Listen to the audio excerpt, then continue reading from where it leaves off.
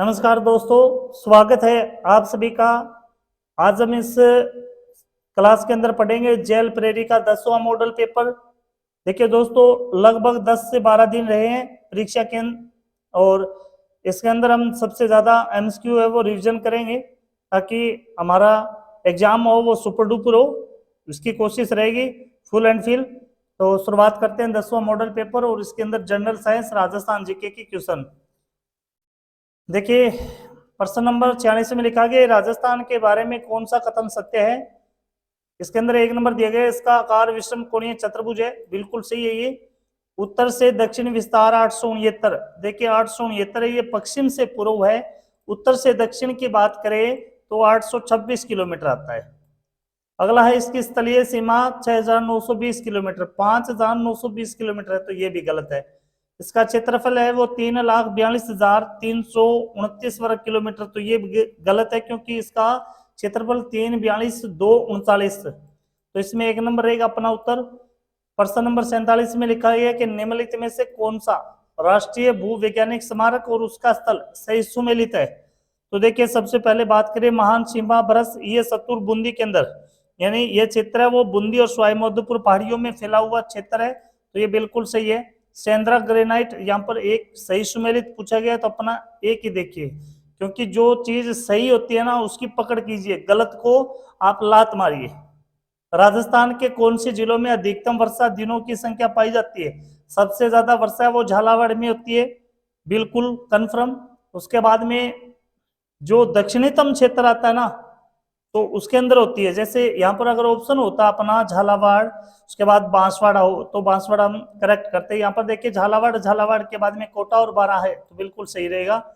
अगला प्रश्न अपना 49।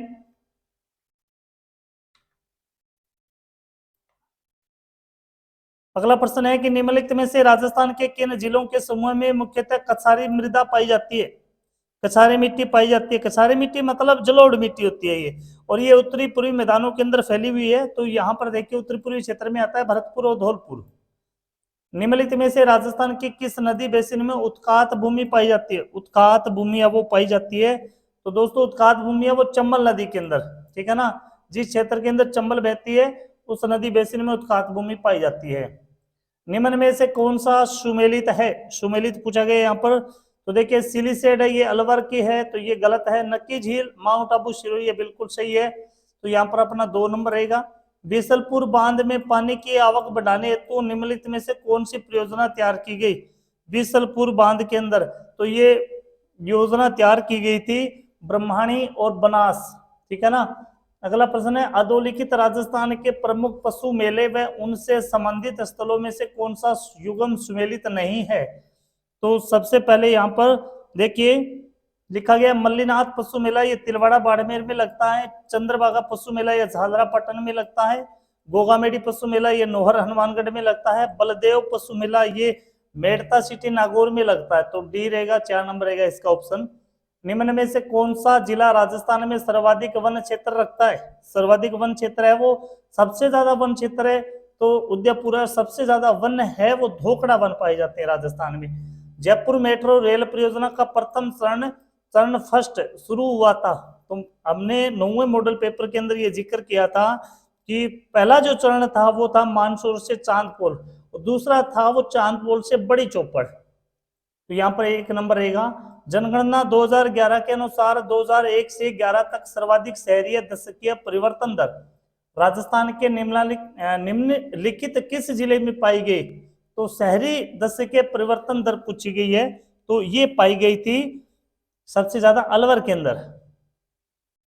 राजस्थान की जनगणना 2011 के अनुसार निम्न में से कौन सा एक जिला 0 से 6 आयु वर्ग में सर्वाधिक लिंगानुपात रखता है। सर्वाधिक लिंगानुपात रखता है भाई बांसवाड़ा, ठीक है ना, और बांसवाड़ा में इसका लिंगानुपात है वो 934 है। कितना है, 934 है। और सबसे न्यूनतम पूछे तो अपना झुंझुनू आता है भाई, सबसे न्यूनतम झुंझुनू का है 837। अगला प्रश्न देखिए 1857 की क्रांति के दौरान डूंगरपुर के शासक कौन थे। 1857 की क्रांति के दौरान डूंगरपुर के शासक थे उदय सिंह। बीकानेर राज्य की ओर से मार्च 1818 में अंग्रेजों के साथ सहायक संधि पर हस्ताक्षर किसने किए थे। सहायक संधि पर हस्ताक्षर किए थे भाई काशीनाथ ओझा ने। काशीनाथ ओझा ने, ठीक है ना, ये बड़ा इंपॉर्टेंट प्रश्न है। काशीनाथ ओझा के द्वारा बीकानेर रियासत की ओर से अंग्रेजों के साथ साहिक संधि की गई। मेवाड़ भील कोर किस वर्ष स्थापित की गई थी? मेवाड़ भील कोर ये स्थापित हुई थी 1837 के अंदर। निम्नलिखित व्यक्तियों पर विचार कीजिए, गोपाल दास, खूबराम, सत्यनारायण और मानमल। तो देखिए इनमें से कौन बीकानेर राजद्रोह षड्यंत्र मामले में सम्मिलित थे? तो इसमें जो शामिल थे वही वो थे गोपाल दास, खूबराम और सत्यनारायण, तीनों। तो यहाँ पर हो जाएगा 2 नंबर वाला ऑप्शन। राजस्थान के एकीकरण के प्रथम चरण में मत्स्य संघ अस्तित्व में आया। मत्स्य संघ के राज प्रमुख के रूप में किसकी नियुक्ति की गई थी? पहला चरण मत्स्य संघ के नाम से के मुंशी के द्वारा प्रस्तावित किया गया था, और इसके जो राज प्रमुख बने थे वो बने थे उद्याभान सिंह। परबतसर का मेला किस लोक देवता की स्मृति में आयोजित किया जाता है? परबतसर का मेला ये आयोजित किया जाता है वीर तेजाजी की याद में। कैला देवी का मेला कब भरता है? कैला देवी का मेला करौली के अंदर लक्खी मेले के नाम से जाना जाता है, और ये मेला भरता है अभी चैत्र शुक्ल पक्ष को, ठीक है ना। देखिए आगे है, रिक्त स्थान दिया गया एक लोहे और चमड़े से बना वाद्य है जो मंदिरों में प्रार्थना के समय और त्योहारों और धार्मिक उत्सवों के समय बजाया जाता है। तो ऐसा वाद्य यंत्र है वो होता है भाई नौबत बाजे छे, नौबत बाजा महाराज डिगीपुरी का राजा। तो ऐसा वाद्य यंत्र है वो नौबत बाजा होता है। शिकार लोक नृत्य किस जनजाति से संबंधित है? शिकार लोक नृत्य है ये सहरिया 12 के अंदर सबसे ज्यादा है। अगला प्रश्न देखिए, 4 हाथ वाले देवता जिन्होंने राजस्थान की मेवाड़ रियासत में युद्ध भी किया था, 4 हाथों वाले लोक देवता किसे कहा जाता है? तो वीर कल्ला जी को कहा जाता है। सांझी त्योहार किससे संबंधित है? सांझी त्योहार है ये महिलाओं लड़कियों से संबंधित होता है सांझी त्योहार। कृपाल सिंह शेखावत और दुर्गादास किस क्षेत्र से संबंधित है? तो ये दोनों संबंधित है भाई ब्लू पोट्री मीनाकारी से। डाकण प्रथा मुख्य रूप से किस जनजाति में पाई जाती है? डाकण प्रथा तो ये पाई जाती है भाई भील और मीणा के अंदर। बेसर और भंवर कड़ी नामक आभूषण महिलाओं में पहना जाता है, तो ये पहना जाता है भाई नाक के अंदर, ठीक है ना।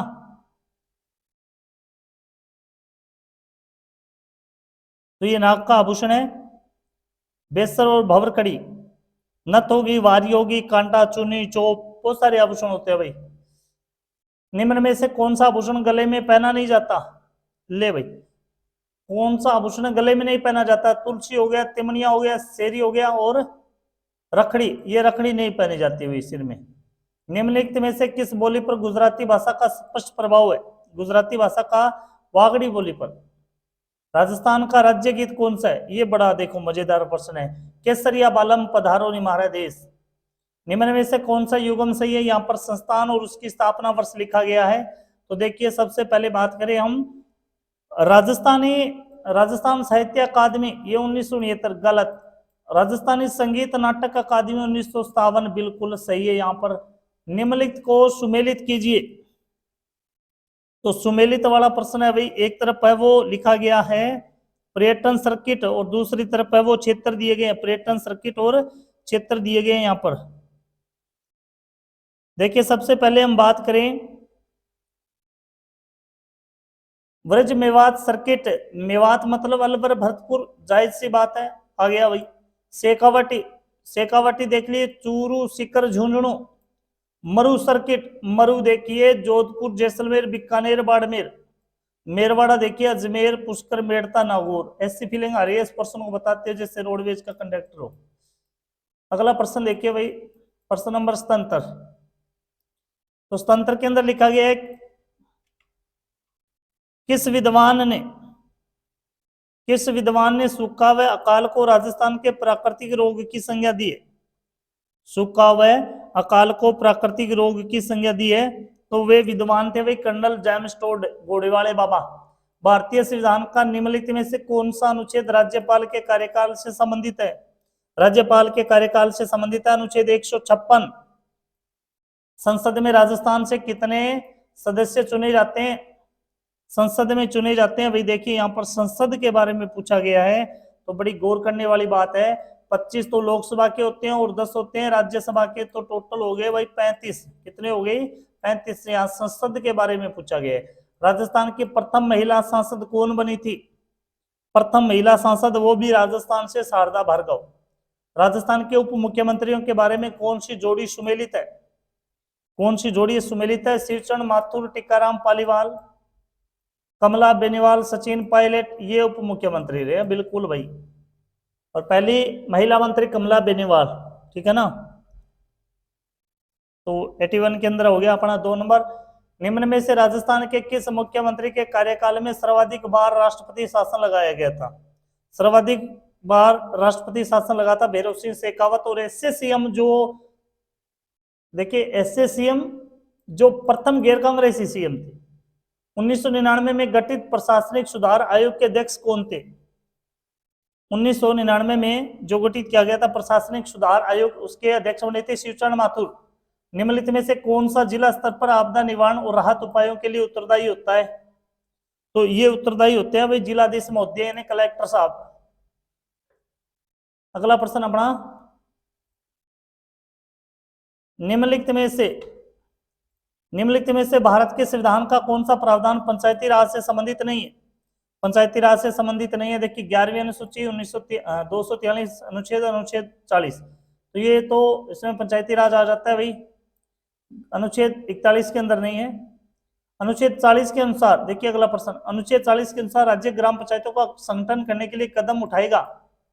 राज्य है वो ग्राम पंचायतों का गठन करने के लिए कदम उठाएगा, उनको ऐसी शक्तियां और प्राधिकार प्रदान करेगा जो उन्हें किस योग्य बनाने के लिए आवश्यक हो।